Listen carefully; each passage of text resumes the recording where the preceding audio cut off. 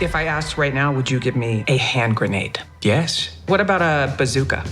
What about a tank? Oh, sure. Okay, Pluribus is just a few episodes in and we're already slipping into the rabbit hole of understanding the hows and whys.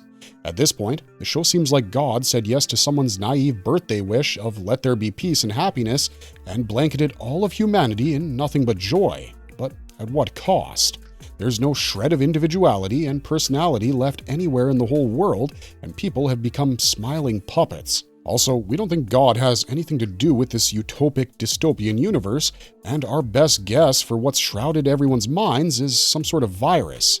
For lack of a better term, this happiness virus is apparently handing out free serotonin and dopamine and has a biological imperative to spread and find hosts. However, Carol Sturka, the protagonist, wants to run away as far as possible from this infectious cheerfulness and is somehow immune to the virus. Carol isn't the only one resistant to it either. We have a couple of others who this virus has failed to contaminate.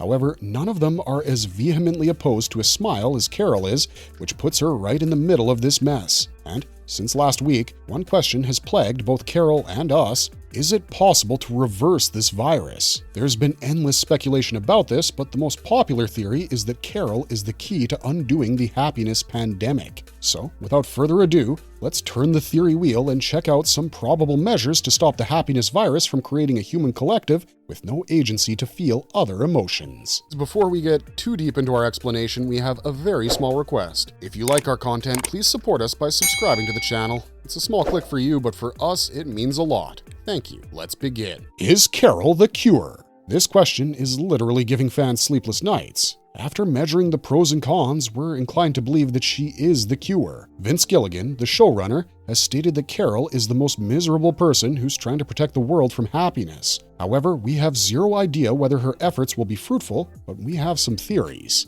See, right now, we can see two immune survivors in the show, Carol and Manusos Oviedo. However, there is a stark difference in how the two are being treated. The hive mind is ready to move mountains to make Carol feel joy. The only thing they keep on asking Carol ardently is there anything we can do to make you happy? And as a matter of fact, they've given in to all her demands like desperate parents wanting their baby to giggle. Cut to Paraguay, and the other immune survivor is getting full meals, which obviously he doesn't eat, but we haven't seen anything else that the hive mind is willing to do for him, or most importantly, to what extent they would go to turn Manusos into one of them. It's pretty much clear that their focus is Carol, which makes us wonder why. Either it's a challenge for them to make the grumpiest person alive cheerful, much like making the Grinch enjoy Christmas, or maybe it's because they know that unless Carol is changed, their newfound global civilization is under threat. The endless gifts, smiles, and pacification would turn out to be just a facade to keep her docile and prevent her from discovering her true potential.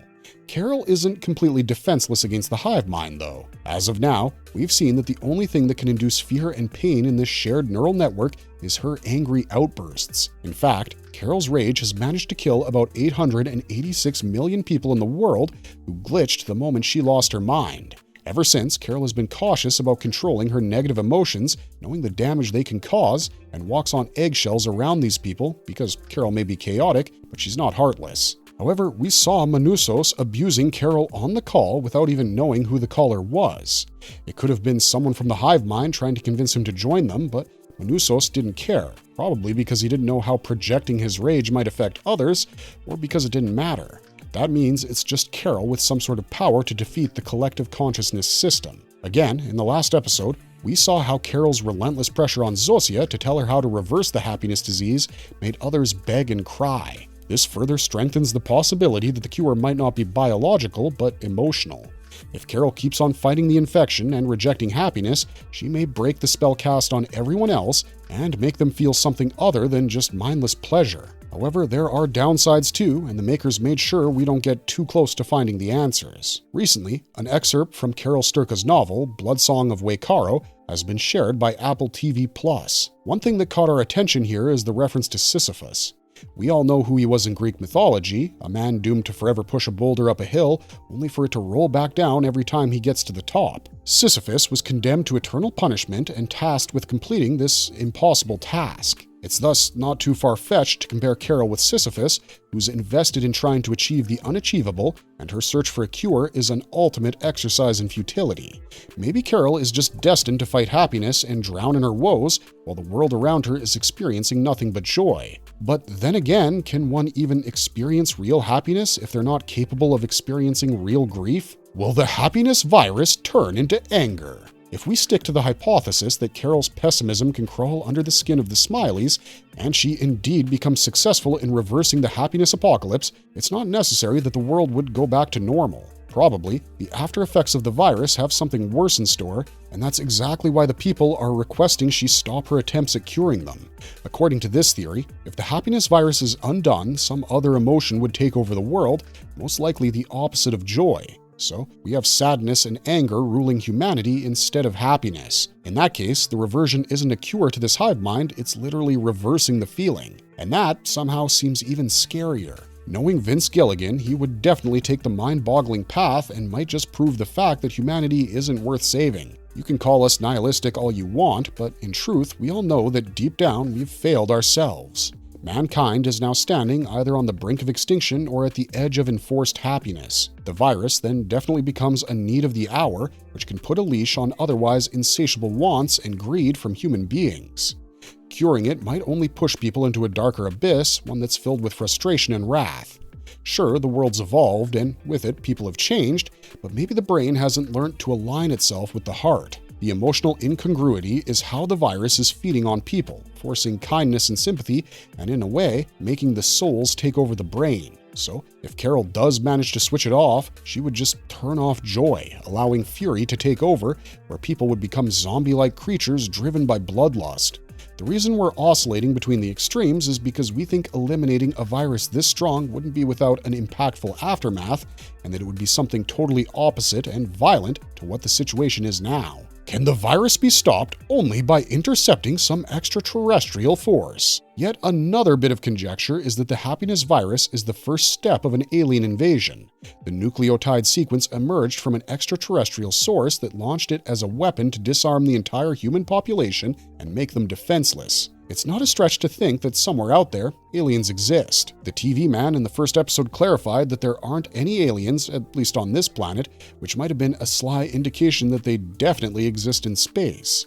Now, this alien species might have used the happiness virus as some kind of pre-pacification system before they invaded Earth without having to face a fight. Or maybe they just want to sit high up in the void and enjoy how the virus works as a progress killer. Given invasion is on the cards, it's important to understand the motive. It's plausible that the otherworldly beings intended for this virus to spread intelligence and not just happiness, which ended up being a side effect. Think about it. Carol's main objection against the hive mind is how it steals hard-earned knowledge out of other people's brains and breaches their memories. But that might be the ultimate goal of this virus, to usher in an era of absolute intelligence and challenge the world system that used skills and education as a justification for inequality. It's not entirely impossible that the superior beings who are steering this whole chaos are actually trying to build another antenna which can spread across space. Maybe the joining refers to becoming a part of a multi-species hive mind with shared intellect spanning galaxies.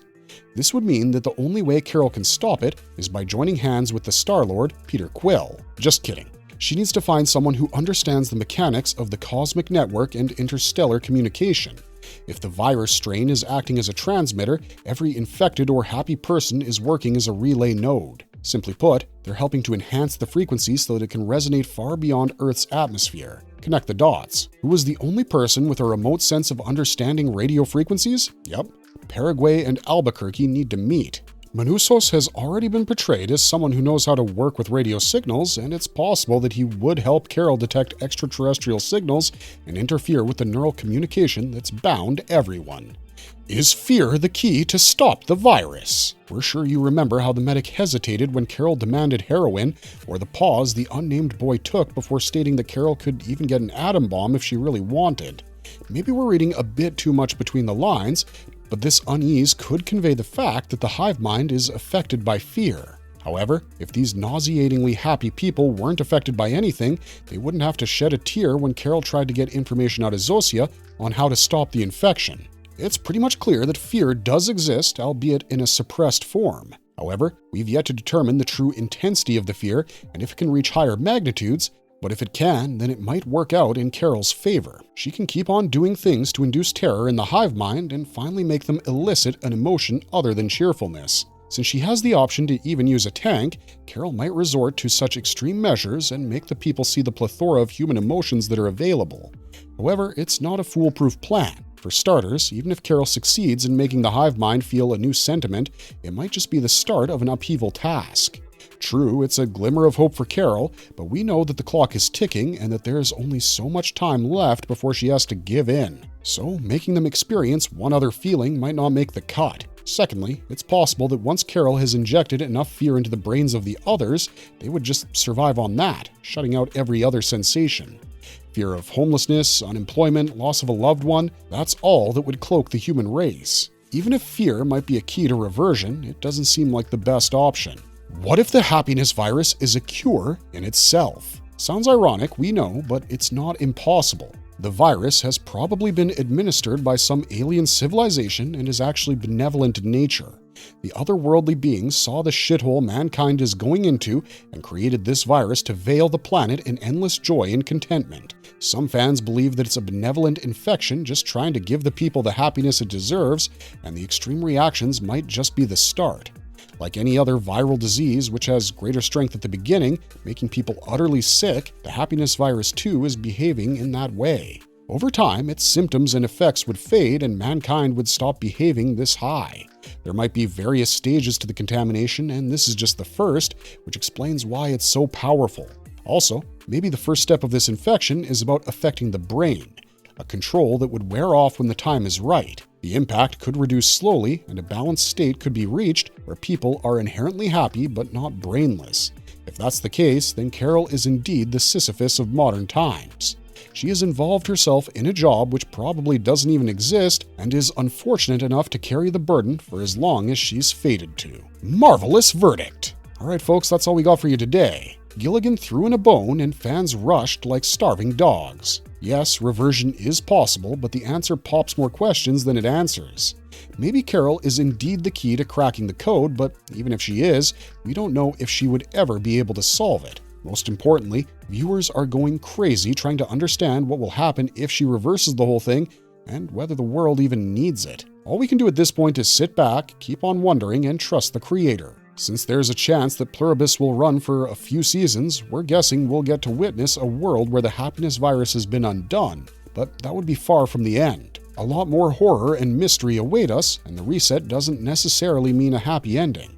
It might very well be the start of something worse. Let that one marinate, but also don't forget to let us know your thoughts on these theories. We're sure there are many more ideas waiting to be uncovered, and we'll bring you to those as we hear them, but those are our top picks for the day. Thanks for watching, stay safe out there, and have a marvelous day.